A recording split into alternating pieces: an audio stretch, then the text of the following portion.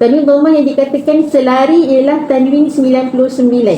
Tanwin 69. Tanwin yang selari tadi yang kita baca satu harakat dengung kan. Tanwin 69. Cuba cari, ada tak contoh? Laqawiyun amin. Baris Ayat 39. ayat 39. Ujung tu laqawiyun. Tu tanwin jumpa dengan hamzah. Tanwin 69 kalau jumpa dengan hamzah ataupun jumpa dengan huruf kerongkong, kita akan baca dengan satu harakat je. Okey, laqawiyun amin. Cuba Laqawiyun amin.